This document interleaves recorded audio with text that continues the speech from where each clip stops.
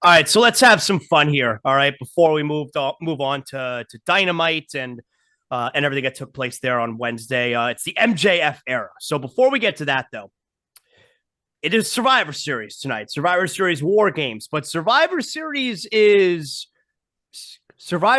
over the years has been a destination for some pretty major moments in the history of pro wrestling. So top five Survivor Series moments. All right. You'll give your five. I'll give my five. You got to figure, people out there listening, Montreal Screwjob's going to be there. It's just a matter of where you're putting it. I mean, obviously, you could say it's the most important moment in the history of pro wrestling, but doesn't necessarily mean it's going to be number one for us because, it's our list. All right. So, right, sure. Top five Survivor Series moments. You go first. Let's hear it. Can I give you a couple honorable mentions very quickly? Right. Well, I feel like you should run through the top five and then we'll give okay. Mentions. All right. Number 5, the debut of the Elimination Chamber. Chris Jericho's baby, the Elimination Chamber. It was Jericho, Booker T, RVD, Triple H, and HBK won the first ever Elimination Chamber. Number 4, Sting's debut in WWE. Watched it again this morning. Got goosebumps again. How did he debut again? It was Team Cena versus Team whatever they were, the Authority. Oh, and it was Dolph was the sole survivor. Yeah, right? and Triple H was gonna put Rollins over, and then Sting shows up. It's Sting, and helps Team Cena win. Okay. Number 3, the debut of the Shield to beat up on Ryback and seemingly help CM Punk at the time. Are they with Punk? Are they not? That number 1 and 2 was tough because, like, for me personally, it's weird because you talk about importance to us and importance to the business, right? Right. So it's what order do you put these? But ultimately, number 2, The Rock becomes the corporate champion. Vince McMahon, 1 year after the Montreal Screwjob, by the way, does the Montreal Screwjob again. Great move by Vince. Just like, you know what? Fuck all you guys. I'm just going to do it again. Rock puts Mankind in the sharpshooter. Vince rings the bell. He joins the corporation. Rock's the corporate champ. And number 1, Montreal Screwjob. Okay, so here's what I got for you. Top 5. Now, this has happened before with us. I always skew a little bit more to the older side, where for me, wrestling, there's so much nostalgia for me when it comes to pro wrestling. All right. So I skew to a lot of the stuff from when I was a kid. So number 5, top 5 Survivor Series moments. Survivor Series 94, Bob Backlund wins the WWF Championship over Bret Hart. Owen Hart tricks Martha to throw in the towel to save Bret.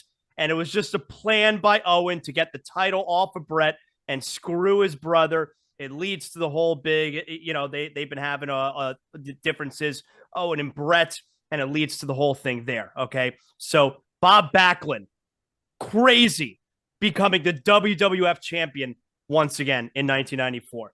Number 4, The Undertaker's debut with the $1 Million Team in 1990. All right. And he almost breaks Coco Beware's neck, if you remember that. Yeah. The first tombstone he delivers, and the way the story goes, if Coco didn't have such strong neck muscles, he would have been paralyzed from The Undertaker performing his first ever tombstone in the WWF. Go back and watch it.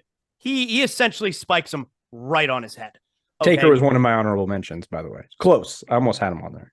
Number 3, just 1 year later, after his debut, Undertaker wins the WWF Championship with the help from Ric Flair, beating Hulk Hogan in 1991. And that, of course, ends up setting up the title ends up becoming relinquished because they fought then Tuesday in Texas the next week. You had a whole DQ because then Hulk cheated to get the title back. And it led to the title being up for grabs at Royal Rumble, where, of course, Ric Flair won the greatest Royal Rumble ever. With a tear in my eye. This is the greatest moment of my life. All right. That's number 3. Number 2, Montreal Screwjob, Hmm. 1997. That's number two. Bret Hart's my all-time favorite wrestler, so I'm not going to have it number one. That's number two. But number one, and one of my all-time favorite moments, WWF moments, not just Survivor Series moments. A year later, Survivor Series Deadly Games. The corporate champion is born in 1998. What I think is as big a swerve that they've ever done in WWF. It was amazing storytelling. Never saw it coming. Mankind was the corporate lackey for Vince McMahon. The Rock was getting his first major push as a baby face. He'd split from the nation. He's a baby face. Everyone loves him, and he embraces. It was a plan the whole time. Embraces Vince Shane in the ring, and he is the corporate champion. Incredible moment. Swerve, bro. Everyone was fooled. To me, that's the number one Survivor Series moment. Corporate champion in 1998 Survivor Series Deadly Games. Yeah, we had those flipped, but I had a big internal struggle of which one was actually number one. That it's an incredible moment. Interestingly, like you had the two Taker moments, which are both on my honorable mentions. They just, like you said, the ages, right? Like, so that happened when I was so young that I remember it, but it's like very, very vague memory. Whereas like the 97 and on, right, attitude area, that's my prime. And it's like Undertaker coming out, and you got Roddy Piper on commentary. It's, oh, look at the ham hock. Yeah, look at the size of that ham hock. Yeah, that's right. Yeah, it was awesome. And he gets counted out with Dusty. Him and Dusty are battling outside. He gets counted, but he almost broke Coco Beware's neck. Yeah, crazy. Really scary. My other honorable mentions, Rocky Maivia wins his debut match at Survivor Series against Goldust. Okay. Goldberg wins it with a shoulder breaker. Shoulder breaker, yeah. Terrible finishing move. Goldberg squashing Brock Lesnar, which I think just from a holy shit moment was ridiculous. Where you're like, amazing. No, never could have expected that. Yeah. And then one that I don't think a lot of people will remember necessarily, but Charlotte Ronda Rousey, where Charlotte just gets herself DQ'd and beats the ever-loving shit out of Ronda Rousey. And I know it's awesome moment. It's not Survivor Series, but leading up to that, which of course was why Charlotte had to fight Ronda instead of Becky, the build to that Survivor Series was Becky's big moment. That was the moment that got her over, where she was a bloody mess with the broken nose. Nia Jax and she's punched talking, her in the face. Yeah, and she's talking trash. And that was her. It was essentially her Stone Cold moments, where Stone Cold's got the blood dripping down his face, and Becky had a very similar moment there, where that kind of made her. She was a made man after that moment right there, and she didn't end up getting to capitalize off that. I was always sour that they never got to pay off the Becky Lynch, Nia Jax scenario there. We never got. Maybe she didn't want to work. Maybe she didn't want to work with her. Maybe just because I always wanted I always wanted the payoff there, and we never got it. Yep. I have one Survivor. Well, it's War Games. I have one War Games note, which I think will transition us well into Dynamite. Okay. This morning I was watching on Peacock WWE Network. They have like the best of shows where they do like 3 hours of like the best of this. Right now they have the best of War Games. Oh, cool. And this morning I was watching 1991 War Games. Who's even in that? It was the Four Horsemen. Yeah, wasn't it always Four Horsemen the first few years? Yeah, it was Four Horsemen versus Sting, the Steiners, Brian Pillman, and Sid. Wow. But I bring that up to point out two of the people on commentary. Well, one on commentary, one as like an interviewer / announcer. Do you know who they were? I mean, in 1991. Yeah, I mean, the way that you're setting it up. I mean, I'm gonna go Jim Ross and Tony Schiavone. Yeah. Just saying. Yeah. Just saying. In 1991. Yeah. Just saying. So let's do some Dynamite here. All right, AEW Dynamite this Wednesday. You're expectant now that you got to remember this is the first show after Full Gear. So the big question going into it that needs to be answered is, all right, well, MJF's the champion. What's going on with him and Regal? Why did Regal do what he did? Show starts off with Regal in the ring. And the thing that stood out to me, and Regal's a great heel, because he's a total snake. And the thing that stood out to me most was the crowd is booing the hell out of Regal. They hate his guts. But Regal then says, do you want to hear from MJF, your new champion? Mr. Friedman. And he's not going to be here this week. But when they said, do you want to hear from your new champion? They all cheer for him. Mm-hmm. They hate Regal, but they like what he did. Right. Right. They hate him. He's a heel. He's tough to like when he's a bad guy, but they're cool with what he did. That's an interesting dynamic. Yeah, and I think I don't know how you felt about the full opening segment. It was just very clunky and weird to me. But I think part of it is like that's why Moxley probably shouldn't have been on TV anymore. Like they're mad at Regal because they like Moxley. And so if you keep Moxley away for a while, Regal and MJF become like, I think people wouldn't be booing Regal so much. I know it's the immediate fallout, but they like Moxley. But Moxley wants to go after Regal, and Danielson comes in the ring, and Danielson stopping him. And I got to tell you, like, I wasn't buying what Danielson was selling there. That's what I'm saying. Why do they have to invoke Moxley's alcohol issues? Why does he have to bring up that his dad had the same issue? Like, who cares? Just the whole like Danielson just saying, "Don't fight this man because of everything he's done for me." What does that have to do with what he just did to Moxley? Well, that's what he said. Well, he's like, well, that's why I didn't understand. Like, they brought up Moxley's issues. Like Moxley. For those who don't totally know, Moxley left for a long time because he went to rehab for alcohol, for drinking issues. And I'm assuming that's why D-Bry was saying, I know you're going through things. I know this is tough for you. My dad went through the same things you're going through. And when he was going through them, this is the man who helped me. Why is that a storyline? Why does that have to be a storyline? But why does it have anything to do with Moxley? Like, okay, cool, Danielson, that's why you like Regal. That has nothing to do with Moxley. I was looking for Moxley to turn around and punch Danielson. I was waiting for it. Yeah, the whole opening segment was strange to me. Not to mention, just I get what they did, but isn't it unheard? Like, Full Gear was one of the biggest moments in the history of the company with MJF winning that title. It's kind of unheard of for him to not be on the first show back. No, I guess they just want to stretch it out. They want to keep you. They want you. They want you wanting. They want to leave you wanting more. There's so much stuff on this show that was not necessary. You're telling me you couldn't give me MJF for 2 minutes? Well, so what happens now, though? Like, Moxley told Regal to run away, run. It's like, he's gone? He's not coming back? No, he'll be with MJ. He'll be with Mr. Friedman. Okay. He'll be with Mr. Friedman. I like that he calls him Mr. Friedman. But so is the Blackpool Combat Club over? I guess, well, we saw that Claudio, we'll talk about that later, that we know what's going on with Claudio now and Jericho, but maybe Daniel Bryan's going to try to keep it together.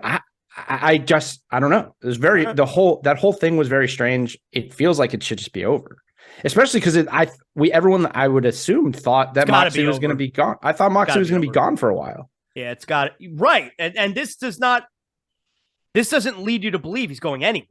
No. Nothing that happened in that segment leads you to believe he's going anywhere.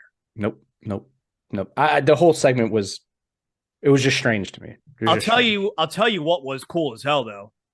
House of Black's return was cool as hell. Yes. I was into that. Saved a match that I thought had no reason to be on the show. Right, like I don't even remember what the match was. I know it was Orange Cassidy. It was Orange Cassidy, Jake Hager for the All Atlantic title. Orange Cassidy wins. The Factory comes out, right? And QT Marshall is saying that somebody should get a title shot or something like that. House of Black shows up, and then just all of a sudden you got Julia Hart standing there in the entranceway, and I'm watching. I'm like, oh, this is really cool. She looks really cool, and you're wondering where they are, and so then they just pop up there in the ring and they just kick the hell out of everybody. Yeah, well, they beat the shit out of Best Friends, Orange Cassidy, and the guy from New Japan, Rocky Romero, and then you got the Factory clapping, like, thanks, guys, thank you guys, and then they beat the shit out of the Factory. It was good. That was really cool. That's the first time. Brody King's a stud, man. That guy's awesome. It's the first time in a long time that I thought House of Black looked good. and they looked really damn cool there. Yeah, they Really looked damn cool. yeah, they looked really good. I wonder if it's like is there any part of it when you watch it where you're like it's kind of like a Rhea thing where Julia Hart's the real leader? No, because So what's she Julia doing? Hart's So what's she's more like what's her name? Scarlet. yeah, She's just kind of there and like weird. yeah. Yeah. She's there to be weird. Yeah. Yeah, because what Rhea's there's always a threat of Rhea getting physical and she could beat up the guys. You know, Right. Julia Hart's not doing anything. Yeah, she's tiny. She's not beating up anyone. But I think yeah, she's there to look at and be weird. Yeah, I think okay, that's her cool. shtick right now. Yeah, no, House of Black. I'm excited that they came back the way they look good. The other huge news though was, and I want to get into this a little bit, is Thunder Rosa relinquishes the women's title. You've been on this for a while about the interim title. I'm a huge fan of Jamie Hayter, so I like that they're giving her. She is the women's champion now. But Thunder Rosa has relinquished the title. She has come to an agreement with AEW. What the hell does that mean? What does coming to an agreement mean? Because we know Tony Khan, all it takes is pick up the phone saying, "Hey, Thunder Rosa, I'm taking the title away." 5 days. So you're telling me 5 days ago? 5 days ago? Well, 5 days from Dynamite. You're saying 5 days prior to Dynamite, that fight couldn't have been for the actual title. Right, you had to have a fight for an interim title just to 5 days later have Renee Paquette say, "Jamie Hayter's now the champion." That's underwhelming. Right, like shouldn't that have been awarded at the pay-per-view? Yes. Instead of a silly announcement, which by the way, Thunder Rosa didn't even appear. Like Thunder Rosa wasn't even there. So it makes me wonder, are we ever going to see Thunder Rosa in AEW again? It makes me think that it makes me think there's a little bit of a schism there. And okay. That's I mean, if that's true, that's fucking absurd because I mean, she doesn't own the title. Like, right, but maybe ultimately, like the plan was to bring her back, and we're going to do a story here. But if there's some type of schism or something, and they're unhappy with her, or she's unhappy with them, maybe they actually came to an agreement where, all right, you know what? Then maybe we cut ties here and we go our separate ways. It's possible. It's possible. I read it as her injury is just worse than they thought, and she's just not ready to be back. Maybe. Maybe it was something. It sounded like it was something like some plan changed. Like they thought she'd be back sooner than she was, and her injury is maybe worse than they initially thought, and they just have to relinquish it. But you didn't know that 5 days ago. That's my whole thing. That's my biggest thing here. It's not that whether she's there or not. I take her or leave her. She's fine. I don't really care. But that this could have been done at Full Gear, and it could have been an even bigger moment for Jamie Hayter. I mean, it was still a great moment, but like, no, I don't think we're the only ones who didn't give a shit about an interim title. Like, you're not, whatever. It was good. Jamie Hayter. I do like the dynamic though, where Britt takes the microphone from Renee Paquette. At the end of the match, Britt takes the belt from the referee and gives it to Jamie. So I don't know, because it seems like it's coming from a good place from Britt, but she's obviously being overbearing. Yeah, well, it's cool because not every booking has to be like a swerve or like secretive. Like they're booking this out right in front of our faces. Like it's happening literally in front of our faces. We see it. But they've been doing this with the two of them right in front of our faces for like almost a year now. Well, but ultimately, I don't know who Jamie Hayter is going to fight next for the title. But the way this women's division is, it's going to have to be Britt because there's no one else good enough right now. There's no one else entertaining. Oh, you got to feed her some girls to get some. Right, I know, but just like for whatever the next pay-per-view is, whether it's winter, whatever, or which I don't even think is going to be a pay-per-view. I think that's like one of those. It's like a Dynamite pay-per-view. It's on Dynamite, yeah. So whatever. I guess maybe then whatever's in Q1, which maybe is like all in March is Revolution. Revolution. Maybe that's next one. So maybe they'll probably fight at Revolution. But they got to have someone big for Revolution because no one else in the women's division just feels big enough to be in a title picture right now. She looks great. I love her as the champion, Jamie Hayter. I think she's super, super believable, and I love the whole dynamic with Britt Baker. It's good stuff. Is Tony Storm hurt? Did she get hurt in the match? I think she hurt her face. Well, remember, she was bloody. She may have broken her nose. Her nose, yeah. That's what it looked like. Yep. Yeah, I think she may be hurt there. Couple So broken noses coming out of Full Gear. before we get to the final match, 2-0 now. Death Triangle Yes. over the Elite. Yes. They were in Chicago. The yeah, Elite, I know where you're going. Yeah, the Elite were treated like they were the heels because you had a pretty pro CM Punk crowd, at least at the start. In the middle of the match, fuck CM Punk chant. Right, but at the start, but they got booed at their entrance. They got booed heavily. Oh, yeah. Yeah. Okay. No, there was an FCM Punk chant, yes, but at the start, they were booed pretty heavily during their entrance. Yeah. So then what changed? I guess it was maybe split. I don't know. Yeah, maybe it was split. Yeah. And Kenny Omega did go to sleep. Yeah. Which is CM Punk's move. Yeah. And then afterwards thanked Kenta. Because it was Kenta's move before. Oh, okay. All right. So he went, and I don't know if it was on Twitter or if he said it in an interview, but he thanked Kenta for letting him use the go to sleep in Chicago, which I thought was pretty cool. I like that they're up 2-0. I like it. That's a good story now. 2-0. All right, what's going to happen here? They can make it 3-0 and then you get the big comeback. I like it. Yeah, well, so you've had Rey Fenix cheat. You had Penta cheat. Now Pac probably cheats. By the way, Pac, massive mask because of his broken nose. So he'll probably cheat to get 3-0. And then I just think it now that I have seen the second match, this best of 7 thing is cool because both of these teams are so damn good. It's just interesting to see how they keep it fresh for 7 matches. Yeah. Because it was great. I mean, they're awesome. They're both so good. Yeah. I thought it was cool. I thought it was a great match. But the Kenny Omega doing the go to sleep and then thanking Kenta was chef's kiss by Kenny. Do you take anything away from Chris Jericho and Tomohiro Ishii? I mean, well, there was one other match we got to hit before the end of the last match. Ricky Starks beat Ethan Page. He's now the number 1 contender. Okay, cool. Yeah. All right. I mean, sorry, wait. Yeah, that was on Dynamite. Yes. Yeah. And that's a good guy to feed to MJF. That's perfect. Yeah. That's a good guy. My only concern with it was like watching Ricky Starks is like, I just don't know if he hangs in MJF's world right now, which he probably doesn't. But on the mic, Ricky Starks is really good. Yeah, we go find out. Yeah. So, did the main event do anything for you? Because it doesn't do anything for me. It's what took place right afterward. So I'm torn on it because the match itself was pretty awesome. Yeah. Like there were some moments in the match that were awesome. Yeah, but also Ishii's not winning the title from him. So, right, and also like, should we just change the company name to Ring of Honor at this point? Like MJF wins the title, one of the biggest moments in the history of the company. Not even on the show, but you have a 20-minute championship match on a 2-hour show for the Ring of Honor title. Mm-hmm. Like, why? I love Jericho. And all the stuff he's doing with the Ring of Honor title to keep it even interesting is amazing because he's Jericho. But a 20-minute match with Tomohiro Ishii at the end of the and then Claudio comes out, and I feel like we've seen the Claudio Jericho thing. It's just Jericho from 25 years ago in WCW would have called him Tomohiro Ishii. Yeah.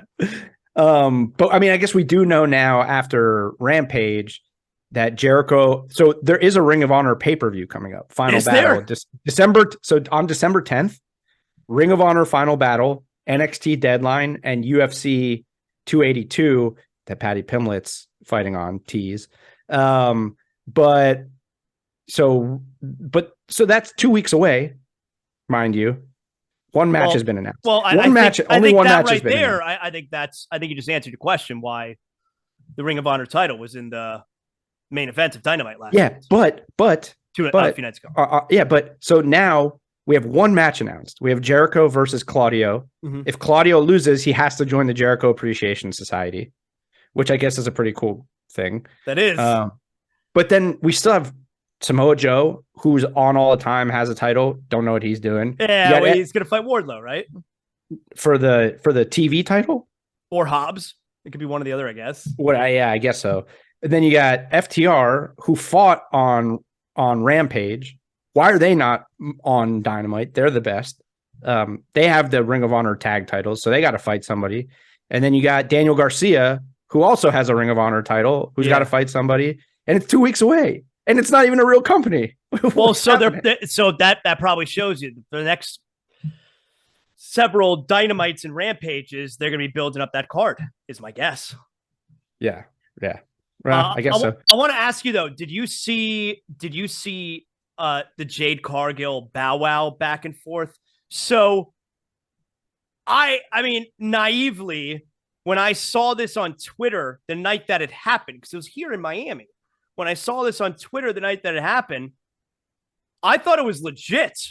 But then when I saw AEW promoted, we have the footage, we're going to be airing it on Dynamite. It's like, oh, I'm such a work. I thought it was totally legit at first. They've been going back and forth for a little bit on Twitter too. Right. Her and Bow Wow. Right. This AEW, here's what's, I'm torn on AEW because I went on this whole rant, I think a couple episodes ago, about how AEW has to continue to be an alternative. But then I constantly compare them to WWE because they're the two promotions that we talk about. But just this year alone, Bow Wow has gotten airtime on AEW. Yeah. Trina has gotten airtime on AEW. That's right. Fabulous has gotten airtime. DJ Woo Kid has gotten airtime. Rick Ross has gotten airtime. Kevin Gates has gotten airtime. Jermaine Dupri has gotten airtime. Westside Gunn. Lil Scrappy has gotten airtime. Westside Gunn has gotten airtime. Action Bronson had a match, which was pretty good. What is the obsession with these irrelevant old rappers? What is going on? Why are these guys getting airtime over like great talent on the roster? They're not. We're going to talk about the MJF stuff that happened, the Twitter stuff. MJF did more for this company with one Twitter exchange than all of these rappers being part of this combined. Okay, so what happened there with MJF? And was it Patty Pimblett that they had a back and forth with? Okay, so let me go. I'm going to go through from the start because there's a little bit here. So MJF, there was like a video or it was either an interview or a video that he put out where he basically said that professional wrestling is more dangerous than MMA. And MMA fighters don't know anything about professional, something like along those lines, right? So I do think, by the way, there's an element to that that's true, as crazy as it sounds. With MMA, you have a referee there, making sure that everything's on the up and up, and they're trained fighters, they're very skilled fighters. With pro wrestling, yes, it's coordinated, scripted, whatever you want to call it, but there's some crazy stuff that's being attempted there, and it can go, So sideways. so this is what we love about wrestling, like professional wrestling, is that their job is to make it look like they're killing each other, but also keep each other as safe as possible, which is hard to do. So there's a lot of elements of professional wrestling that are more dangerous than an MMA fight because of the unknown of what can happen. I still cringe to this day on a lot of things that happen because they look really, really bad. Like it looks like someone is going to get hurt really bad. Not to mention, not in AEW, but in WWE, you're still traveling 300 days a year. It's hard to recover. It's easy to get re-injured. There's a lot of things that are just not healthy about the lifestyle of professional wrestling. So there's that. But in MMA, you can die. Like you can die if the wrong thing happens. It is a real life fight with trained absolute, like some of the worst people on the UFC roster will murder MJ. Like there's not even a comparison. Like I've been to MMA practices at Kill Cliff FC here, and I watched Rashad Evans, who's in his 40s, train for his comeback fight. And like, it's not even the same world how badly these guys would murder the most, other than like the Brocks of the world. But yeah, there are elements that are dangerous or more dangerous just because of the nature of it. So MJF puts out the video or whatever, it's an interview, and he's saying they don't know and this. So Patty comments on it. Patty Pimblett, for those of you who don't know, is a 27-year-old UFC fighter. He's 3-0, super exciting, has a deal with Barstool. He's from Liverpool. He looks like Owen Hart. Like he's got the Owen Hart haircut, whatever. Yeah. So he goes, at MJF, I do have knowledge about MMA, don't I? Which you have zero knowledge about. So let's not go there. If you want to have a real fight, let's sort it with the UFC. If not, pipe down or tell your boss to sign me up when you come to Fulham, because AEW announced they're going to London. MJF said, Hey, Patty the Batty. Hey, bud. AEW has a show coming up in your neck of the woods. If you're man enough, I'll gladly show you how real I am. Patty says, I've just said that, you spaceman. Don't act like you're calling for it. I just told you straight when you come to Fulham ground. Get your boss, Tony Khan, to message my boss, Dana White, and see what we can sort out, because I know full well you won't pass. You saw the drug test. MJF, Patty the Batty, unlike you, I'm 100% natural, and I'm also 100% original. Unlike you dollar store Conor McGregor talking, Will from Stranger Things looking ass wouldn't last 2 seconds in my world. To which Conor McGregor responded, dollar store Conor is still worth millions. Don't know who this guy is. Go get him, young Patty, or something like that. And then MJF did an interview with ESPN, said, wouldn't be shocked if the AEW champion shows up to Vegas on December 10th, which is when UFC 282 and Patty's fighting. I'm sick and tired of people talking about pro wrestling as if it's some fucking stunt show. The fact of the matter is Patty, the prima donna Pimblett, wouldn't last 2 seconds in professional wrestling, maybe not even one. This fat moon-faced prick, Will from Stranger Things looking asshole, dollar store Conor McGregor decided he needed to chirp up and say wrestling is fake. Let me tell you something. We are real fighters. They're prima donnas.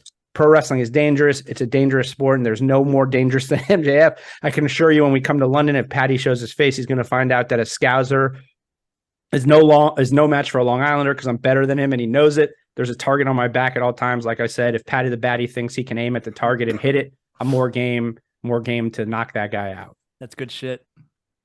By the way, I was thinking about it. If Conor were to somehow show up at AEW, it would be as big as Tyson showing up to WWE in the 90s.